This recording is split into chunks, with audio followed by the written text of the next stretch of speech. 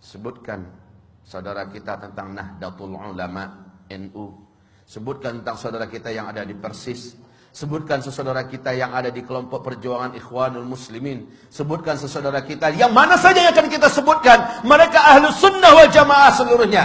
Berangkat dari kelebihan dan kekurangan mereka, mereka saudara kita, kita saudara mereka. Kalau setiap kelompok berpikir macam ini, maka akan ketahuan bahwa kita sesama kita tidak layak untuk dibentur-benturkan dan tidak pantas untuk saling bermusuhan. Musuh kita yang nyata adalah Yahudi, Zionis Israel. Musuh kita yang nyata adalah Nasara yang merangi Islam yang di bawah payung PBB dengan Amerikanya. Musuh kita yang nyata pada hari ini adalah Syiah yang dipimpin oleh Iran di seluruh dunia. Ini musuh kita yang nyata. Jelas siapa di hadapan kita. Tetapi umat Islam dibentur-benturkan dengan isu-isu yang mereka yang buat, orang kafir itu buat, termasuk Syiah yang buat, semacam Wahabi dan segala macamnya. La haula wala quwata illa billah. Ibarat tentang masalah ini perlu saya beritahukan, dan semoga saja nasihat ini bermanfaat untuk saya, saudara saya yang tercinta, seluruh Ahlus Sunnah wal Jamaah dimanapun berada. Hari ini Arab Saudi diserang habis-habisan. Amerika juga bersatu dengan Iran. Iran berarti di belakangnya ada Rusia, ada Cina, ada India dan lain-lainnya. Ini adalah blok timur.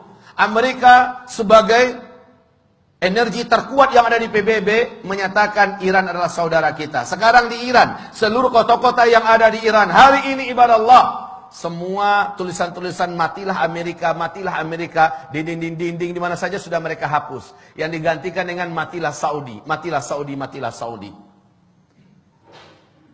Lalu orang-orang muslimin di seluruh dunia, termasuk di Indonesia, berhasil dibakar dan disulut dengan isu Wahabi yang disematkan kepada Saudi. Disematkan kepada imam-imam yang memimpin di Masjidil Haram, di Masjid Nabawi. Disematkan istilah Wahabi ini kepada ulama-ulama yang bersumber dari Saudi. La haula wa la quwata illa billah. Ketahuilah hamba-hamba Allah, ini fitnah. Sebab apa? Dengarkan hadis-hadis Rasulullah sallallahu alaihi wasallam berikut ini. Semoga kita tersadar betapa kita telah diadu domba oleh musuh-musuh Allah yang membawakan istilah-istilah yang tidak patut untuk dipercayai bersama. Saya yakin dan berbaik sangka bahwa seluruh yang hadir dalam Jumatan ini, di masjid ini, insya-Allah taala bukan termasuk orang-orang yang mudah disulut dengan paham-paham seperti ini. Tetapi saya berharap melalui media yang ada, media sosial yang ada, dari dunia maya segala macamnya, di seluruh Indonesia bahkan menerobos ke seluruh dunia, sampailah hendaknya nasihat ini. Bahwa sesungguhnya isu-isu yang tidak pantas disematkan kepada Islam, khususnya Wahabi-Wahabi, dan menyerang Arab Saudi. Sekali lagi, saya termasuk orang yang benci dengan Arab Saudi. Dulu, kenapa? Loyalitas Arab Saudi pada Amerika. Loyalitas Arab Saudi kepada Zionis Israel, loyalitas mereka. Tapi ketika Arab Saudi jatuh ke tangan orang yang saleh, insyaallah, Allahu a'lam, di tangan Raja Salman, bagaimana dia mendeklarasikan kesatuan umat Islam di atas kepentingan Islam, bagaimana dia bersumpah bahwa akan membebaskan Al-Quds, bagaimana dia menyatakan baraknya terhadap segala macam kejahatan-kejahatan yang dilakukan oleh Timur dan Barat, terkhusus oleh PBB, dan tidak mau lagi diatur oleh PBB.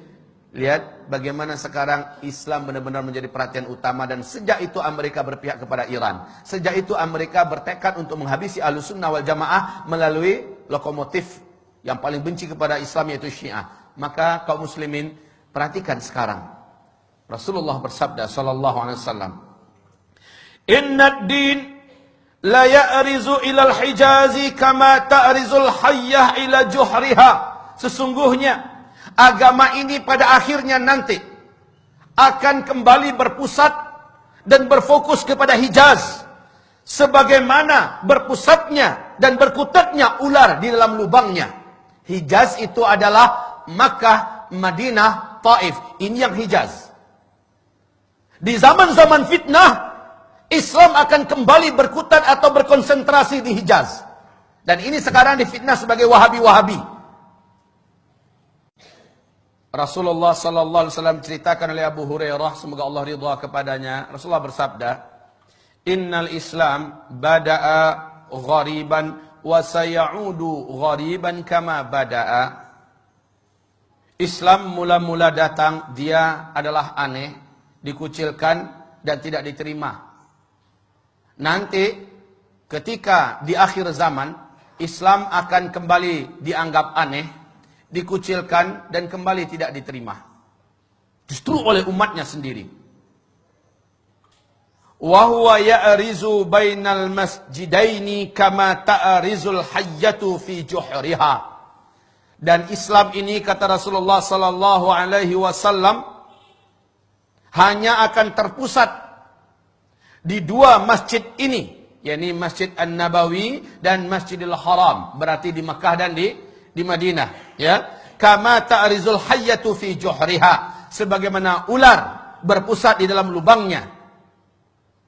Hari ini sekali lagi isu tentang Abdul Wahab bin Abdul Rahman Al-Afriqi di abad kedua dari kelompok komunitas Khawarij yang menganggap kelompoknya saja yang paling benar, di luarnya sesat seluruhnya, yang mengkafir-kafirkan orang, membidah-bidahkan orang pada abad kedua Hijriah, bukan Syekh Muhammad bin Abdul Wahab At-Tamimi yang ada di Hijaz, bukan. Ini jelas mujaddid.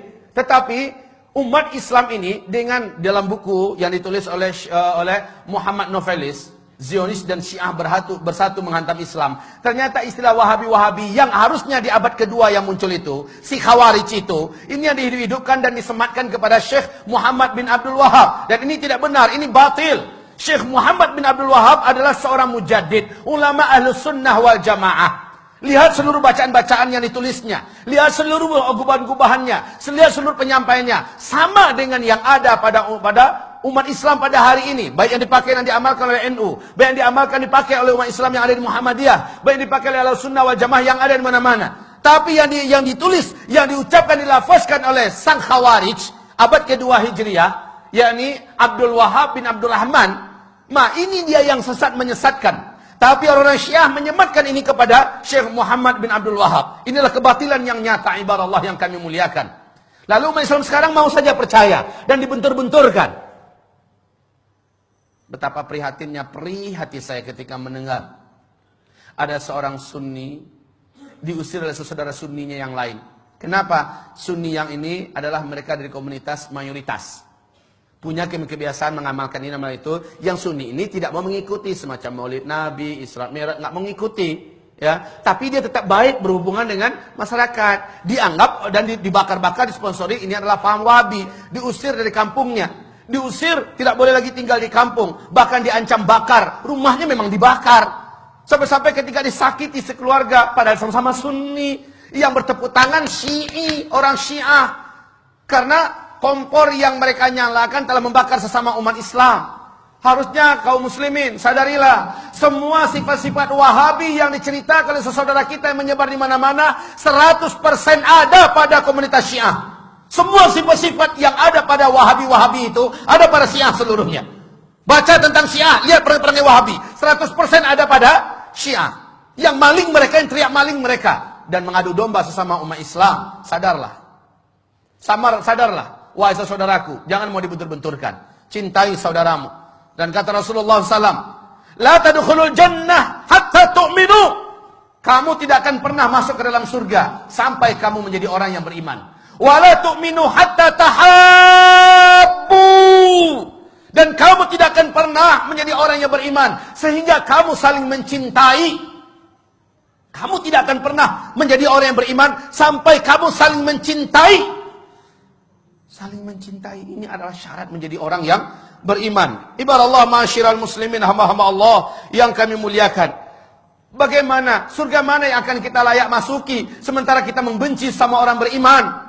Surga mana yang pantas kita masuki? Padahal yang pantas menjadi ahli surga hanyalah orang yang beriman. Dan kamu tidak akan sampai dan tidak akan pernah menjadi orang yang beriman sampai kamu mencintai sesama saudara kamu.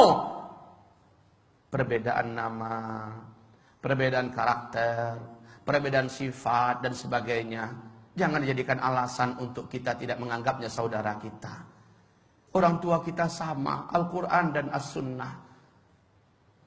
Rumah besar kita sama, Islam. Yang prinsip-prinsip kita masih sama. Hanya perbedaan-perbedaan ini jangan sampai kita mau dicabik-cabik. Ini yang menjadikan setan itu walakin fit tahrishi bainahum, akan tetapi dengan memecah belah dan mengadu domba sesama mereka. Di sini pintunya yang didapat oleh setan ada pada umat ini. Semoga hamba Allah yang menyampaikan diampuni oleh Allah Subhanahu wa taala ketika hamba ini melakukan khilaf dan salah dan berkata-kata.